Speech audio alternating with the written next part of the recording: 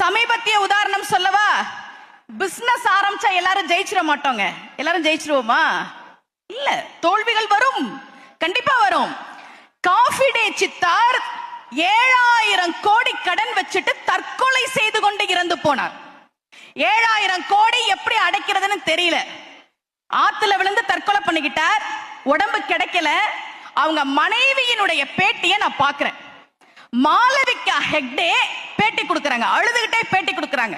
அவங்க தாய்மொழி தமிழ் கிடையாது, அதனால அவங்க என்ன சொன்னாங்கன்றது எனக்கு புரியல. ஆனா கணவர் உயிரோட இல்ல, உடம்பு கிடைக்கல, 7000 கோடி கடன். என்ன பண்ணுவாங்க அந்த பொண்ணு?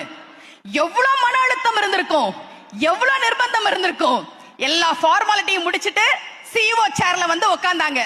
பெண்கள் நல்லா கேட்டுக்கங்க, 7000 கோடி கடனை அடைக்க முடியாம காஃபி டே சித்தார்த் இறந்து போனார்.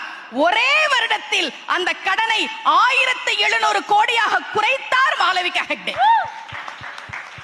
ஆண் வீழ்ந்து போகிற இடத்தில் பெண் அந்த குடும்பத்தை தூக்கி நிமிர்த்த தொடங்குகிறாள் என்பதற்கான உதாரணம் இது.